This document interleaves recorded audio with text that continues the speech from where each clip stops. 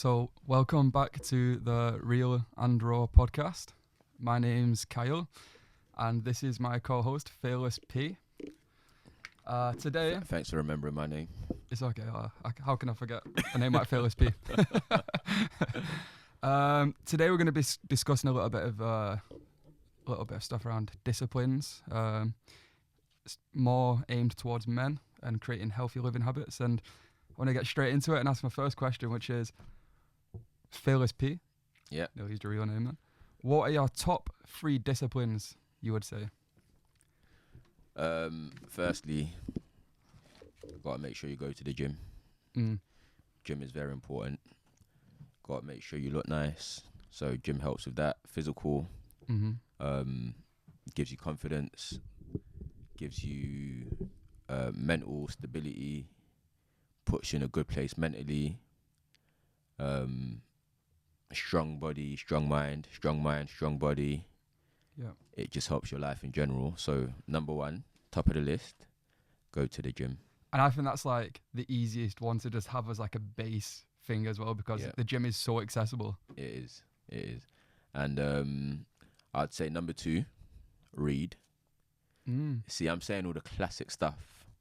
However, these are very, very important. These are the stuff that helped me in my life to elevate and get to the position where I'm in now, which is not where I want to be eventually. However, it's a lot better than where I was. So number 2, read. We're not talking novels and fairy tales, all right? No, we're talking self-development books. Yeah. We're talking about books that will improve your life. Yeah. The two books that I read that made the biggest impact on my life is Think and Grow Rich by Napoleon Hill. That's a great book. And the second one is Rich Dad Poor Dad by, I don't want to butcher his name, but Robert Kiyosaki. That's the one. Those 2 books helped me a lot. So read. And 3, just thinking about it off the top of my head, I would say have a good social life. But how does that become how do you implement that as a discipline? So you implement as a discipline, just make sure that you've got a good balance. So balance is everything. Again, if you go to the gym, you spend a lot of time reading, that's going to do a lot for you, but make sure that you get that downtime, that time to sort of process stuff, that time to relax. So let your muscles recover. Let your mind recover. When you get information, how humans learn is you do something, then you process it, then you improve on it. So that processing part is as important as the actual thing you learn. I'll give you an example. When you do your driving, when you were first driving, if you remember, you might have had a test with your instructor. You might have had a 2-hour test. And then, in the test, it might have been good or bad or indifferent. However, the night or the day or the 2 days or 3 days that you actually think about what you've done and what you could improve on actually helps you a lot. Almost as much as the actual lessons themselves. Just thinking about what you've done. So you need that time. So give yourself time to process stuff. Let it marinate. Have a social life. Have a social life is very important. I agree with that, because I think so many of us as well take in information so quickly. And if you just read book after book after book, there's no way all that information is going to sink into your brain. No. It's just too much. Too much, too fast. Too much, too fast. And also, you just don't want to get into a position where you're constantly doing things that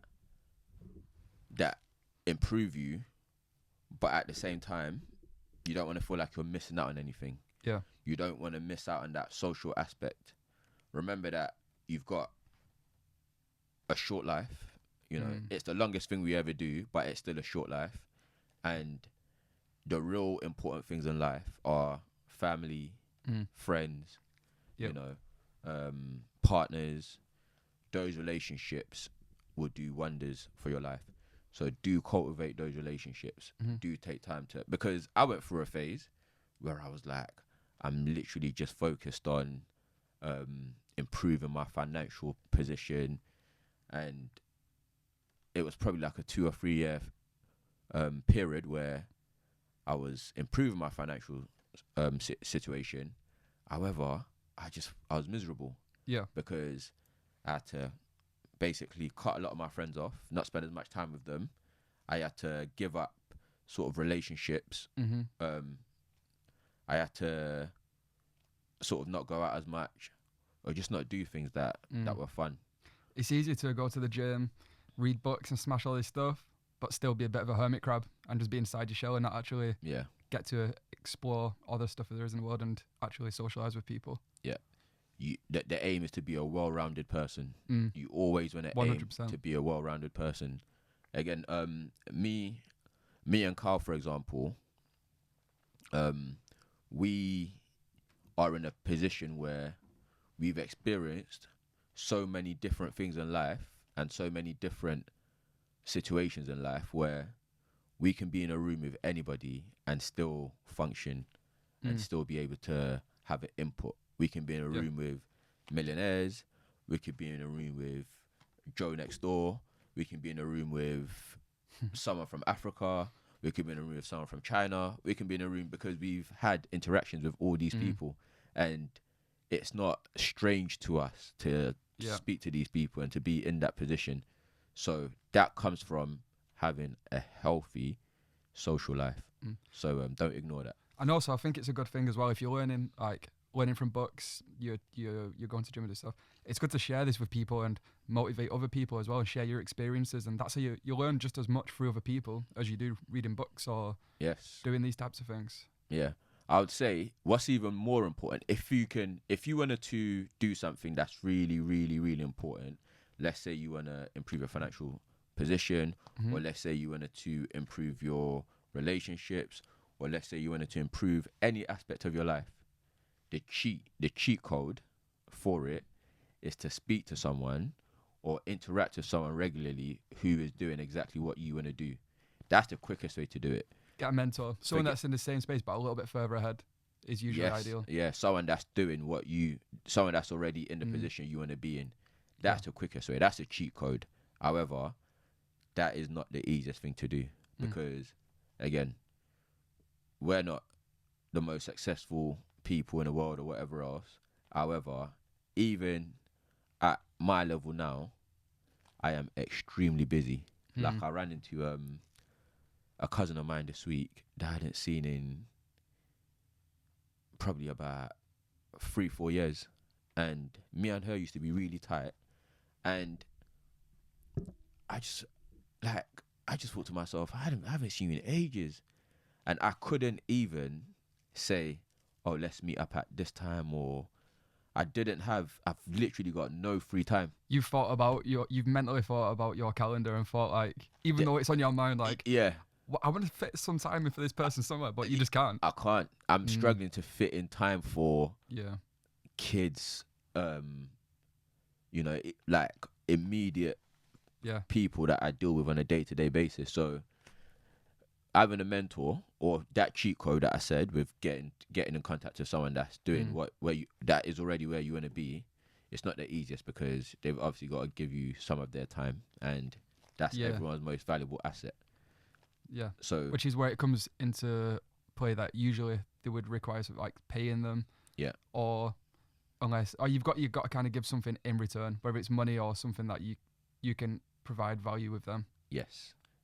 And that's where, again, having a good social life comes in, because if you're someone that's good to be around, if you're someone that's easy to speak to, if you're someone that people can offload stuff on, or someone that people just like being around in general, then you're more likely to get that time. That's value.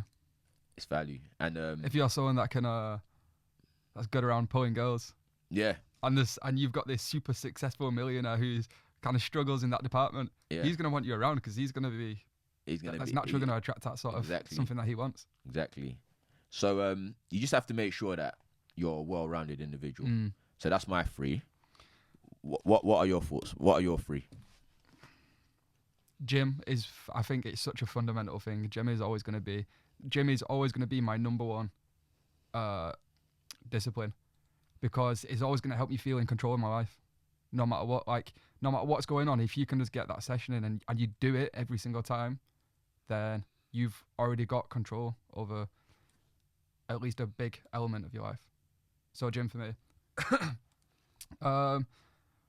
One that's become quite important for me recently is a night routine. I think that's quite, because it's, especially like you said before, when it gets so busy, having a good night routine and having that point where you can cut off is quite difficult to do. So that's something that I've worked on a lot. And with these disciplines as well, like, it's not something I always stick to. It's something like I'm gonna ask you a question about this in a minute, and like, how do you track them? But I can quite easily fall out of them, which I think a lot of people do. So sustaining them can be quite difficult. And my third one, what would my third one be? Eating, definitely a big one for me. Eating habit. So I eat pretty much nothing but whole foods and healthy foods. I don't really eat any junk food at all, to be honest. And that's become, at first it was a little bit more difficult. What I find fascinating is that people, I sat in work in a place that I work in not long ago, and I was sat there eating this big bowl of health, right? So like avocado, this brown rice, all this stuff. And everyone looked at me like, what is that food? I'm like, this is food from the ground. This is healthy food. And they look at you like you're the odd one. You're the odd person in the situation by eating healthy food. But I think to myself, like, how has it come to a time in the world where the person that's the odd one out is the one that eats natural food that's actually like what we usually supposed to eat, and then people are eating like all this fast food and stuff like this, and that's like the norm now. Fast food will kill you. Fast food will kill you fast. Fast food will kill you. It's in the name. It's in the name. Fast food for that fast life. Because you won't be living it for long. But it should be called short food. Exactly. The 3 you said are really, really important. Yeah. Really important. And I wouldn't say they're more important than the other 3 or they're less important. But if you can incorporate all those things, you're definitely ahead of, I would say, 80 to 90% of the world. I'd say 90%, because I honestly don't think I know many other people at all who eat like clean food. Yeah. It's very uncommon now, which to be quite honest fascinates me a lot. Right, so I've got another question. Do you track your disciplines and like kind of monitor them regularly? No, so I don't really track my disciplines because it's become a habit. So you do something for long enough and it will become a habit. So for me now, a lot of these things are a habit. Yeah. If I don't go to the gym after a couple of days, I feel shit. So naturally you get your ass back in there. I'll go back to the gym. Yep. If I don't read, I find reading fun. So even if it's audiobooks or if it's actual paperback, I just find it fun. So I will read. I will listen to audiobooks more times than actually. Yeah, I prefer audiobooks. You can listen to while you drive. You can listen to walking. Yeah, so I will read. I will always read, and the third one, which was, can't even remember the third. It's your discipline.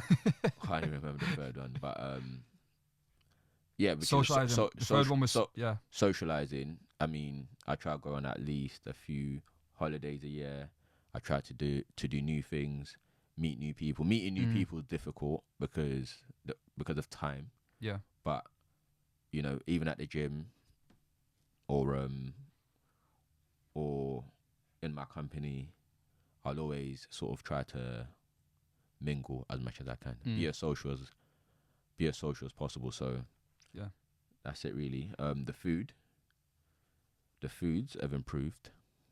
Can't say I eat like Kyle. However, yeah, not many people eat like me. It's crazy. They have improved, and it is really a big thing because it gives you energy. It makes you think clearly. eating is a lot more important than what people think. And the sleeping that you said as well, having a routine, very important. And do you know what? This is where it's like you said a couple of minutes ago, everybody's at different places within their disciplines. And also different disciplines have different amounts of value towards to different people. So for example, I eat healthier than you do at the minute, but I'm definitely not as social or have as much of a social sort of like life as you. So one thing that I did this week to challenge myself is in work and other places, I'm challenging myself to speak to at least 2 new people. Like, I'm not talking like just going back past someone and say like, hi, you're right, and then walking off. Like a full interaction, full conversation. Trying to build a relationship, whether it be short or long. And I've been doing that daily, and I can already see an increase in, not in terms of like an outside sort of perspective, but like internally, I can see shifts in my own mind in terms of how it's making me think about approaching people and stuff like that. Yeah. So it's good that you're actually tracking what you're doing, and you can sort of see how you've improved over the periods. And that is the best way to do it initially. Yeah. And then once it becomes a habit, then I guess you have to track it as much. But it's always good to know where you are, for sure. So I've got a question. This is something that I find quite interesting. Do you think there's a line between healthy disciplines, so like that you stick to regularly, you might track it a little bit, stuff like that, and then being in a militant routine that's more damaging than it is being helpful? Yeah, for sure. So there is a line, and because I think I've crossed this line before a few times in the past. Yeah, and I've crossed that line as well, and that's why I said you need that social life. You need something to break up the disciplines, because again, we're here for a very short time. You've got to make the most of it. You can't really afford to have 3 years of missing out on experiences and stuff, because you're just trying to be militant and stuff. Because you have to eat that healthy meal, because you have to get up at this time. Yeah. Because you have to be in the gym that day. Yeah. Don't be too hard on yourself. Very, very extremely important. So I've lost so we went Spain last year. Was it October? October, I think, yeah. Yeah, so we went to Spain last year, October. I was 96 kg, and now I'm like 83 last time I measured, which is like 13 kg, which is like 2 stones. That's a big improvement. That's a huge improvement. Massive improvement, but it's been easy. And the reason why it's been easy is because I haven't done it in a militant way. Yeah. I know it's been a lot lost in such a short period, but it hasn't been militant. There's not been too much pressure on it. I eat chocolate. Yeah. Obviously I don't eat it all the time. But you just control it more now. I control it more. I eat chocolate. Like I'll have the odd like Coke or Fanta or whatever else. Yeah. I don't I'd advise you to cut all of that off completely if you can. But if you do have those periods where you do eat these things or whatever else, it's fine. Don't be too hard on yourself. If you have periods where you fall off a little bit, just get right back on it. 100%. It's your race. No one, you're not doing it for anyone. Whether it takes you 2 months or a year, it's your race. Don't compare yourself. Comparison is the thief of joy. Don't compare yourself to others. I like that. Where did you get that from? I got it from someone else. It's not. I didn't make that up. That's 100% stolen. I can't put copyright on that. Yeah, that's and it's very true. So don't compare yourself, but just run your race. If you get off, get back on track and just keep going. 100%. So that's a big thing as well. Don't being militant. It's only gonna make things harder for you. You don't need to be militant. You do not need to be militant. I went through a period of time where I was militant, and I put so much pressure on myself to eat this certain way, and if I couldn't find it in the grocery store to eat the way I wanted and stuff like that, especially when I was traveling, because it's much harder to find certain things. And I put so much pressure on myself, and it also put so much pressure on the relationship that I was in at the time, because the stuff that you do impacts the people that are around you as well. Yeah. And when you're a militant, that stress just it travels everywhere. Yeah, for sure. And that would be a headache to have to deal with if someone's really militant, especially on food. 100%. So yeah, I've definitely softened up on all these sort of rules that I had for myself and stuff like that now. Much more relaxed on that, which is definitely it's had a huge positive impact on my mental health. It's had a huge positive impact on a lot of different areas of my life, and I'm actually seeing more improvements now by relaxing how strict I am on myself than I was before. Yeah. So you can, and that's a cliche, but you can do it all. You can literally improve yourself, have fun, all at the same time. Yep. It doesn't have to be one or the other. You know when people say, oh, I cut out all my friends, I cut out like everything, all distractions because I wanted to achieve this. You don't have to do it like that. Yeah. You can have your friends, you can achieve what you want. You just got to make sure that you do everything in a balanced way and do not procrastinate. You've got to do everything quickly. You've got to do everything on time. When I say quickly, you've got to do everything at the right time. But you don't have to do one or the other. You can literally do both. So rather than seeing something and waiting 2 months to actually finally make the step in towards doing it, it's just do it now, isn't it?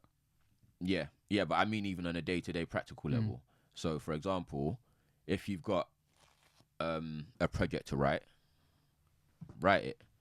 Don't procrastinate for 2 or 3 days and then go out with your friends for the 2 or 3 days. No. If you've got a project to write from 9 till 2, make sure 9 to 2 you're writing that project. If you're going out with your friends, if you're going to the gym 2:30 to 5, make sure you go to the gym 2:30 to 5. And then if you're seeing your friends 6 to 9, see your friends at 6 to 9. Because often what will happen is that project that you're supposed to do between 9 and 2, you'll end up starting it at 12 and then finishing it at 4. And now you've either got to miss out on the gym or you've got to miss out on seeing your friends. So just make sure that you're doing everything in the right time. You're not procrastinating on anything. Your time is actually being spent on doing what you need to do. Like I've got a rule where after 5, I don't want to do anything to do with work. But in between 9 and 5, I am completely focused on what I've got to do with the business or with my employees or whatever. But after 5, I don't want to deal with work. And that's just my rule. It works for me. I think that's so much more impactful as well, because it's like spot focus, isn't it? It's like if you put all your focus into work in that period of work, you're going to get a lot more work done rather than thinking about work and the gym afterwards and what you got to do all at the same time. It's just this period of time just for work. And then afterwards, if it's family time after 5, for like a couple of hours, you're going to be so much more present rather than bringing your work to your family. Your work's on the shelf until the next slot, which is like the next day. Yeah, definitely. So it's easier said than done. 100%. Again, all these things take practice. All these things take, if you fall off, get right back on it. You know, no pressure. There's no pressure on yourself. You just want to improve yourself every day. You just want to be a better version of yourself every day. So that's it's easier for me now. But when I first started, the reason why I can tell you that if you sort of start work at 11 or whatever instead of 9, it's because I've been in that position where you procrastinate on everything. You go to the gym for 2.5 hours, but then when you get to the gym, you spend 40 minutes talking to your friend at the gym. Then you finish your session at after the 2.5 hours, you feel like you haven't done anything. So it's just making sure that you get everything done, really. Yeah. So do you think that like social media and stuff like that has caused or can cause or has caused with a lot of people like a sort of information overload that instead of being productive with disciplines just ends up causing them to have trying so much all at once that they just end up doing nothing at all and not really getting results? Yeah, so social media is the angel and the devil at the same time. Mm-hmm. There's so much quality. You can learn so much quality stuff on there. Yeah. But there's also so much of it, like, and different varieties and opinions of it from different people. So, social media can either kill you or it can build you. You know, a lot of people have been saved through social media because their world is boring, mundane, or whatever else, but they've got this other world they live in on social media where they've got followers, where they've got friends, where they've got fans, where they're important in that space. So it has saved a lot of people. In general, I think you've got to use it in the right way. You've got to get the right information. Really important is make sure you never lose focus, because of the end goal of like what it is you're trying to achieve. Yeah, but more so, make sure you don't lose focus in terms of what I found when I started going through social media quite a bit is my attention span became really short. You know, which is why all these TikTok, YouTube shorts, that's what became popular, because people have such a short attention span nowadays that if it's anything longer than a minute, they're like, next. Not even that anymore. It's like 20 seconds. Yeah, exactly. It has to be fast, get your attention, then straight on to the next one. Exactly. There's a reason why, like, Instagram post or whatever only lasts 30 seconds, or your WhatsApp, it only lasts, your WhatsApp messages, status updates only last like 30 or 40 seconds. It's because they know after that people normally just lose focus. But you've got to make sure that you're still able to have a long attention span, because these are the things that kill a lot of people's dreams. These are the things that lead to procrastination. People can't even be off their phone for 2 minutes nowadays. They've got to check Instagram, how many likes have I got. They've got to check YouTube. They're just so easily distracted. That's not even to mention the doom scrolling, where you just watch one video and then before you know it, you're just hooked and just sat scrolling through. Yeah, that's something I've been falling trapped to more recently. I have no idea why, because I never used to do it. But yeah, me too. Yeah, me too. So you know, these things we tell you, it's not because we're perfect or definitely not perfect. We go through these things ourselves. Like, so but there's two guys talking about these things, and hopefully giving people insights of how they can improve certain things. That worked for us, basically. Yeah, for sure. Or at the very least, you can watch us fail in certain ways and then learn from our mistakes. Yeah. So yeah, you've got to be able to keep your attention span long, because everything that's important to do, anything consequential that you're gonna do, needs focus. It needs sustained periods of focus, and if you can't even focus for 45 minutes on an important topic or subject or project, then you're going to struggle to improve yourself. Have you ever gone onto Instagram to look at something, or YouTube, right? YouTube's a good example. Have you ever gone on YouTube to just search something that has some kind of value, or how to do something like that? And as soon as you go in there, you see a short and it's like, before I type that in, I'm just going to watch this one little video. Yeah. And before you know it, it's like 30 minutes. You're still on YouTube, and then you think, what the fuck did I actually come on YouTube for? Yeah. And then like that little search of like how to fix a kitchen sink just gets forgotten about. Yeah, definitely. Happens all the time.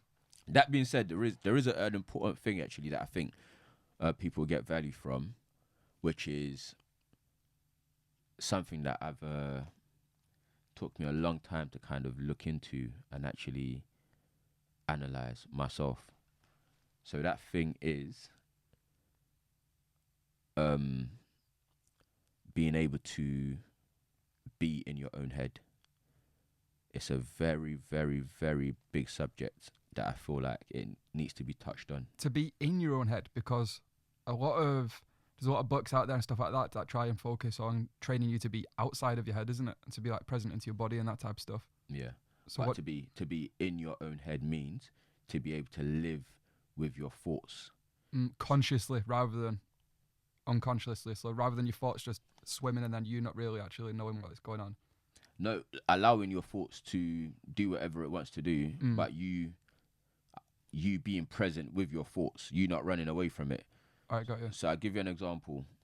So I went through a period of time where even if I was in the shower, I needed just something in the background just to be talking, like a YouTube video, or even if I'm laying in my bed, I need a TV on. I just need constant noise because I didn't want my thoughts. I didn't want to be in my thoughts, basically. I didn't want to have to think about what I'm thinking. Well, when it's quiet, that's when you can hear your thoughts, isn't it? Exactly. So, but that is a very, very, very important thing to be able to be in those quiet moments by yourself. Yeah. And let it be. It's like meditation. You're just there, relaxed, letting your thoughts be, and you're living with it. That is that will get you so far in life to be able to live with your thoughts and actually think, what am I thinking about?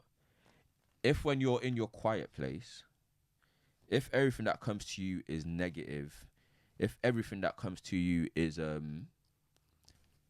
brings you down or makes you depressed, then you've got to find a way to change your operating system.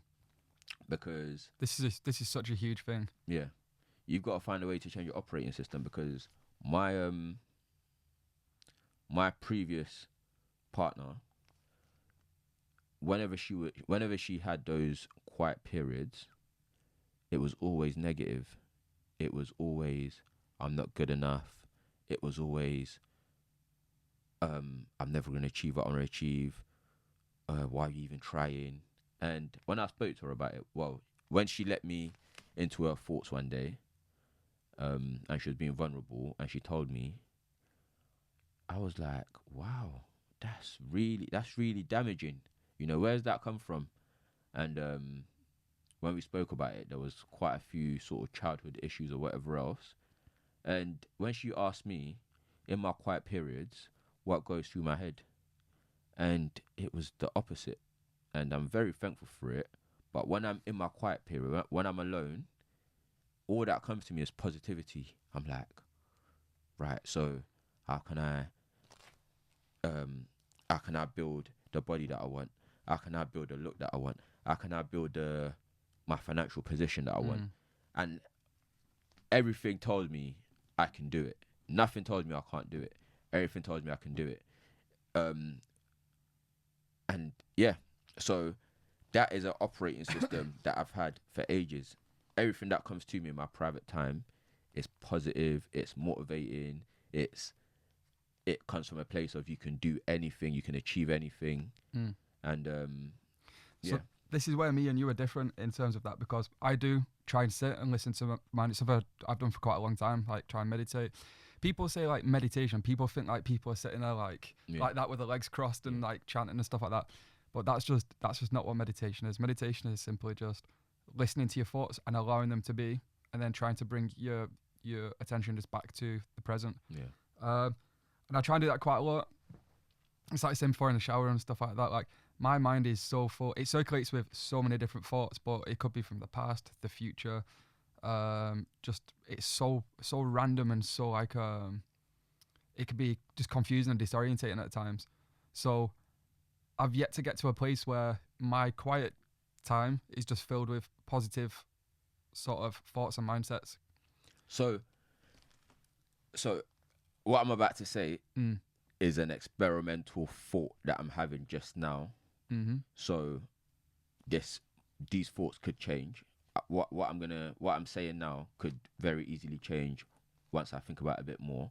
However, I think getting from a place of having negative thoughts or having unhelpful thoughts come into your mind to a place where it's all positive thoughts, I think that's the journey that everyone needs to go on. 100%. I couldn't agree agree more with that. And I can't tell you how I got there, but I just know it's always been there. And the fact we're at two different places with this means that hopefully over the time we can give people a lot of insight on sort of how that journey can be done. Have you got any ideas on how people get from the negative to the positive? One that I'm taking up now is a therapist. I think it's the most simple. It's like someone said to me, having a therapist can only do good. You can't do any harm. Yeah. People for some reason have this. I've suggested therapy to a few people that I know have mental health issues and stuff like that, and they're like, "I'm not getting a therapist. I'm not being that person with a therapist. You know, I'll deal with it myself and stuff like this." And I think that's one hurdle that people have to get over immediately to actually even get to a place of to basically get on that journey. Because if you're so bothered about like the idea of having a therapist and how it looks and that type of stuff, then the getting your mind to that place is going to be more difficult already. So I've accepted that, and I think like having a therapist is it's. Have you ever give someone advice, but then you don't take your own advice? Yeah. It's easy to give advice, right? Yeah. But then actually taking your advice is much more difficult. Yeah. I think a therapist is that person where they can ask questions and stuff like this and unravel stuff within your own mind that can't be done with trying to do it yourself. Because you can just trick yourself into different thought processes and stuff like that so easily. So, again, do you think it's a biological thing, or do you think it's a lived experience? So I think anxiety, mental health issues and stuff like that, I think it's very much proven that they can be hereditary. So it can run in family and stuff like that. But I think a lot of it can just be caused from... I think there's a lot more of it now than there used to be. But I think it's just going back to before, like, everything's so quick now. Like, if you think about... let's go back, say, 10,000 years ago, or maybe longer, right, when there was definitely no buildings like this. Do you get what I mean? There was no phones, no social media, cars didn't exist, there was no traffic. The population was probably way less than a quarter of the size. That's like 95% less things to worry about. Do you get what I mean? It's less stimulation. Whereas now, think about all the stimulation we've got. It's like you're scrolling, you've just gone through it in the space of a minute, 30 videos. You're driving down the road past hundreds or thousands of cars. Someone's pulling out on you. You're getting mad. There's all these things. And I think that amount of stimulation in one day is more than the human brain was ever supposed to take in, if that makes sense. So, have you always had negative thoughts when you're alone? Can you remember a time when it was different, or have you always been like that mentally? I don't necessarily have negative thoughts because I feel like my thoughts are quite positive, but it's just sporadic, and I'm always in a sort of like fight or flight mode. So I think this is another reason that I'm getting a therapist personally, because I tried with anxiety and stuff like that. I've tried different methods, breathing techniques just make it worse, because I find when I'm focusing on my breathing, it causes me to get more anxious. I tried other things and they've just not seemed to work. I just feels like I'm trying to stick like a band-aid and cover something up. So I feel like the best way to do it is to find out what's causing it in the first place. So that's the reason for getting the therapist. In terms of how long, it's been going on since like probably it's definitely since been like school sort of times. So you're saying, what percentage of your thoughts would you say were negative or positive? Because having sporadic thoughts, that's just human nature. You know, when you have thoughts, it's never just linear. It's never just one direction. Like, your mind is going to work in different ways. It's going to think of different things. So in terms of your mind being sporadic and thinking about different things, that's human nature. But sticking to the subject of negative to positive thoughts, because we want to switch people from a negative mentality to a positive mentality. I think one way that works for that is literally just switching it when you have it. So if you have a negative thought, I think the first thing is awareness. It's like, if you have a negative thought and you don't notice it, how are you ever going to fix it? So then if you have a negative thought and then you recognize, it's like you said, watching your thoughts. That's the first step. Watch them. And then once you spot a negative thought, just try and replace that with a positive one instantly. just say a positive thought to your head. And I think if you do that over a period of time, it will naturally just start to like change the dynamics. That is exceptional information. That I've actually never thought of it like that. That is exceptional information. I've seen that on who was it that said that? I think I was on a podcast I listened to the other day. But this is how you find out good quality information. Yeah, that's really good information. So also in terms of the thoughts, because for example, so I've always found it really, really difficult when people get to a point where they want to commit suicide or stuff like that. And I think to myself, how do people's thoughts get so bad where they feel like taking their own life? I don't think it's necessarily a thought thing. I think it's a feeling thing as well. Yeah. So I think you can have the thoughts. I think the thoughts are one thing, but it's the feelings that the thoughts cause. So like depression is a feeling and anxiety is a feeling. And I think the thoughts can cause anxiety, and then anxiety can cause thoughts. Thoughts can cause depression, and then the depression can cause more negative thoughts. It can work in a cycle. But I think when people again, we're definitely not professionals, but I think when people commit suicide, stuff like that, it's more because they can't deal with the feeling that they're feeling on a regular basis anymore. But it is great, like... The feelings come from thoughts though, isn't it? It's a cycle, so it causes the thoughts... Cause the feelings. Yeah, so there's I think it's called... Or the feelings cause the thoughts. The CBT cycle, there's something called, and it's like there can be a trigger of something that can cause a thought, then the thought can cause a feeling, and then the feeling causes a behavior. So you can have safety behaviors where like you're just constantly moving stuff about, stuff like that, and that can in turn cause more thoughts and feelings, and it just goes around in a circle, and it can just basically works like that. Okay. Which is why it can be so confusing for people. Yeah. And it's especially hard for people to figure out on their own without external information or help. So I think therapy is a really good thing, like Carl said, and seeing where those thoughts come from, because I wish I could give everyone sort of my mind, the way my mind works. I wish I can give that to everyone, because I never realized how important and how lucky, we'll call it lucky, because I don't know why I always think positive and why only positive things come into my mind, but I wish I can give that to everyone, because literally every situation, I remember even with an ex of mine, she was quite attractive and she used to get a lot of attention, and I remember like we'll just be joking around, she'll be like, oh, you know, if me and you ever broke up, you would never find another girl as pretty as me.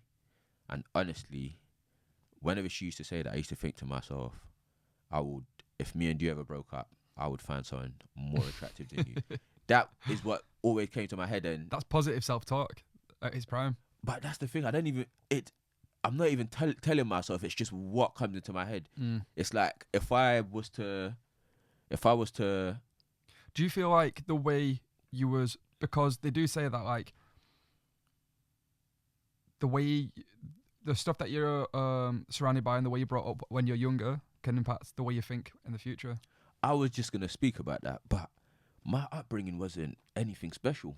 I don't think it needs to be special. Like, forget about, like, having this, having that, and certain things. It could be as simple as mindsets that your parents have, and then you kind of pick that up as well. That sort of thing. Possibly. Asking the right question. I'll give you an example. I was listening to a podcast by Brendan Bouchard before, and he's talking about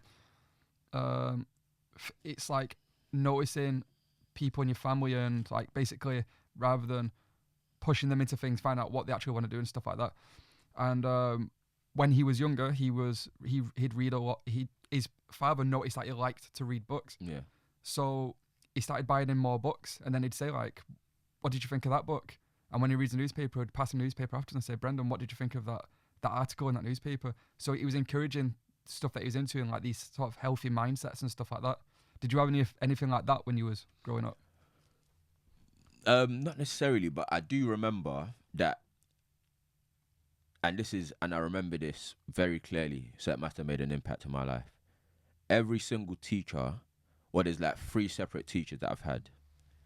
So when I was young, I was quite naughty.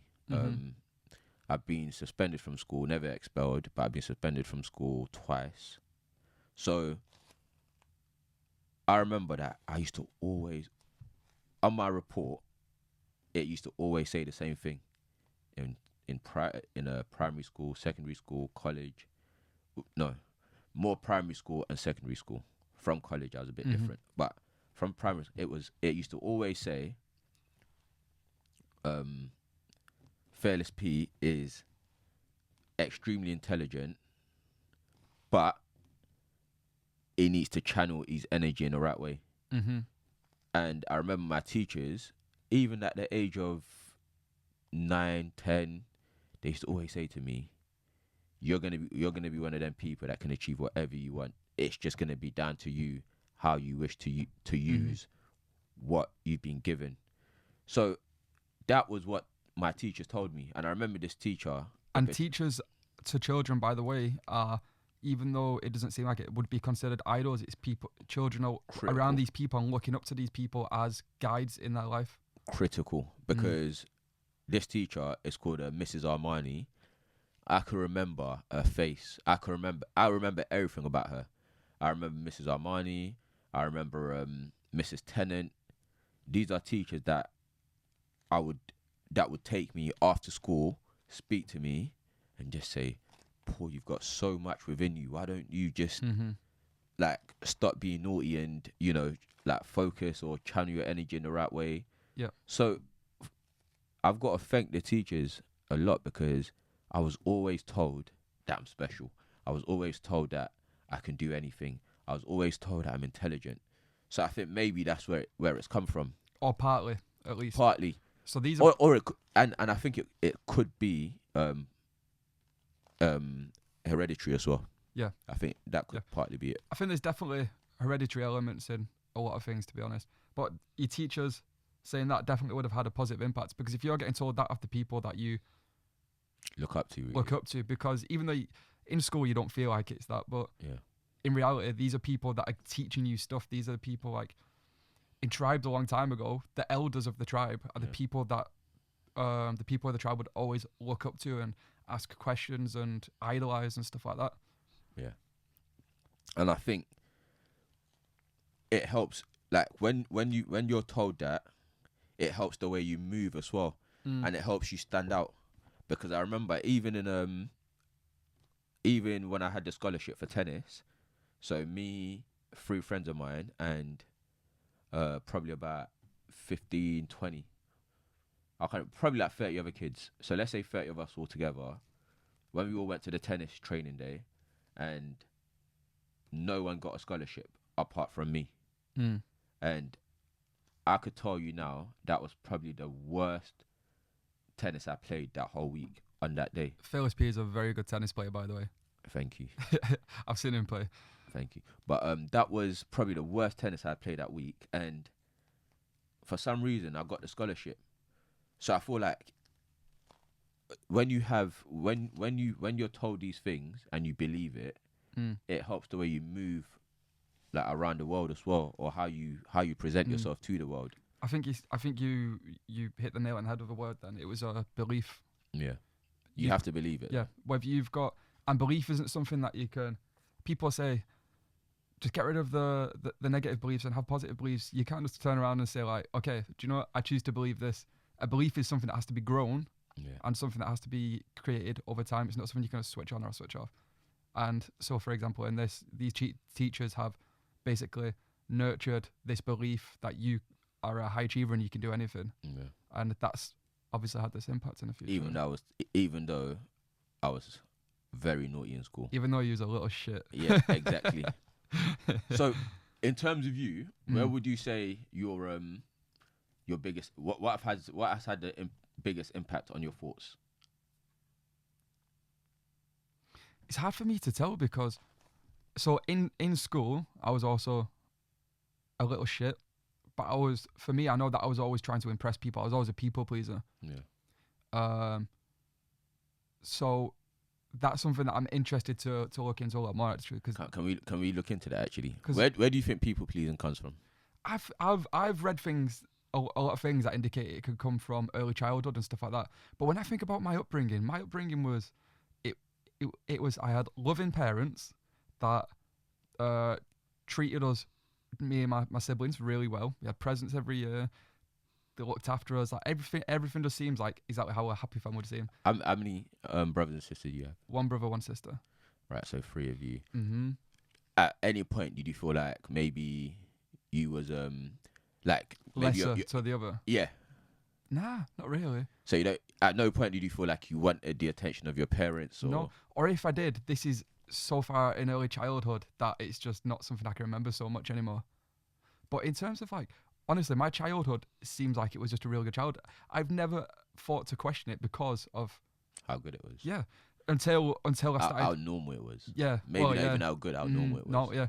So then I started to the only time I questioned it is when I started to find out like these type of things can come from early childhood, but then I'm trying to put the 2 and 2 together and it just doesn't seem like it could have come from that. But then again, this is why a therapist it could take me 10 years to find out one little piece of information about myself, whereas a therapist can ask 2 questions and probably get to the bottom of it. Yeah. Just by looking you in the eyes and listening to you when you say it. So you don't have any. You can't point to anything that could have led to the way your thoughts. No, honestly, no. Like, so primary school seemed really like just normal primary school. Like it was in senior school, so secondary school, that I started to become that person that tried to like fit in, impress people, and that type of stuff. So whether it's down to sort of trying to fit in thing, because I know that in secondary school, I went through a couple of different groups of. Do you have like your different character of groups? Was you like? What would you say? You was one of the popular kids, one of the less popular kids, a bit average, in the middle? Average, in the middle. But I was going between group to group. I was basically like a school slag. That's funny. But yeah. So it's definitely something I'm very interested to explore. Again, I think this is the most important thing to having good mental clarity and good mental health is to be open to exploring your own mental health. And I think that's the place it starts at, and that's the only way you can ever get to sort of that place, unless you already have it and then there's nothing to have caused anything else other than that anyway. Yeah. So how about in terms of like helping people, what do you think people can do on a daily basis that could help with their mental health away from the stuff we've spoken about already? Talking to people. Massive one. So all my mental health issues and stuff like that, I didn't tell anybody about it it started heavily when I was 17 and I was about 20. I told my mum when it first happened when I was younger. But other than that, I was about 25 when I told the first person. And that was my ex-partner. And then after a while, she helped give me the, let's say, confidence to sort of make it more known to a much wider group. And it's gone from having something where I feel like they need to hide it because people might think this or whatever. People might think I'm just trying to get attention or I'm just like kind of mourning and stuff like that. To just admitting it, and then instantly it was like a weight off my shoulder. Now, I don't go around telling everybody I don't feel the need to tell anybody about it at all. But it's just, if it does come up, I don't feel like they need to hide it anymore. So that was a big, important step. And I think that would help a lot of people, just being completely honest about how you feel, your emotions. It doesn't necessarily have to be to everyone, just as long as it's to a few people. It could be family, close friends. And I talk to a lot of people. And I'm a bit different to a lot of my friends in that way. Like, I will speak openly to my friends or whatever about what I'm going through. Like I cannot keep it in, and I will tell you exactly how I feel or whatever else. And it's extremely important, especially for men, to be open and honest and talk about things. Men definitely feel like they can't talk about it much because I think men feel like they've got to hide emotions. Yeah. And it's simply just not the case. There is so many people out there that would be willing to listen and and help you and just give you. It's just a bit of support, isn't it? Yeah. That being said, because we're trying to, in my opinion, and the kind of guy that I feel like will do well in this world, don't be overly emotional. Mm-hmm. So when we tell you hide emotion or don't hide your emotions, you've got to put your emotions out there in the right way. Mm-hmm. So if you've got a missus or whatever else, so you've got someone that you're dating, don't just be crying all the time, or don't just be like always projecting like a weak version of yourself or a sad version of yourself, because that's going to turn them off. That's going to turn a lot of people off. That can cause. So ideally in like relationships like that, you'd want a partner that's supportive, but also you still want to be in a place where you like nobody wants to be around somebody that's just going to be moaning about something that they're doing all the time. Yeah. I think you've either got to. It's good to admit it, speak about it, but get help or do something about it rather than just going in the same motions and just complaining about it all the time. Yeah. Because that's just too much friction for somebody to deal with. Yeah. And also, you don't always have to share your emotions straight away. Give yourself time to process it first. Mm-hmm. So what I've always done, I've always leaned on my partners in the past for emotional support when I'm dealing with like stressful situations. But it's never been in a weak way.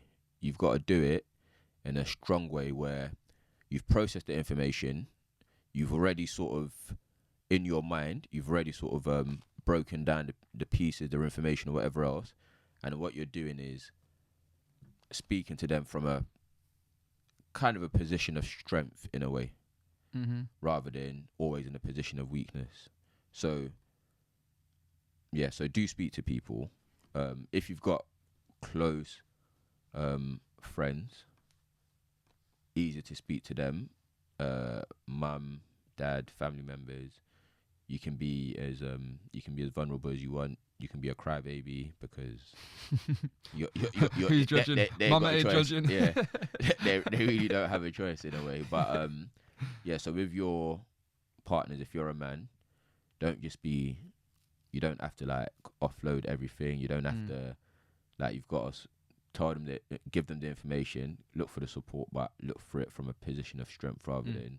And don't start relying on support. Like, don't start putting all your stuff over social media, and then as soon as you start getting people, like don't lean on sympathy. Yeah. Don't lean on sympathy and like trying to take in that sort of attention. Just work on it. Yeah, not from social media anyway. No one cares. And I think the other things that would probably help is like habits, really, to be honest. So having healthy habits, work on your sleep, go to the gym is a huge one, like we talked about before. That is one of the best things you can do for mental health. And eat healthy. So I have one more question with that. For the people out there that don't have really any disciplines, they're just living it day by day and just, minute by minute, what disciplines would you recommend to start with, like the first 2, 3, that they could get started with straight away? Basically what you just said, isn't it? So pretty much. Yeah, so join the gym. Yeah. Join the gym. Get that gym membership, sign up right now. If you're not in a gym, just sign up now. Yeah, join the gym and start sleeping at the same time every night and try get 8 hours of sleep a day. Sleep is important. 6 minimum, but 8 optimal. And eat well. You do those 3 things, you'll be completely fine. Yeah, those are the first 3 to get into, I think. Right, with that, I think we'll wrap it up. Yeah. Thank you all for listening. We appreciate you. We have some good stuff coming up very soon. We have some good stuff coming up. Very interesting stuff. Like, subscribe. We want to grow all of that. We want to grow to 200,000 subscribers by the end of this year. Mm-hmm. And we need your support for that. Yeah, 100%. So thank you. Keep listening.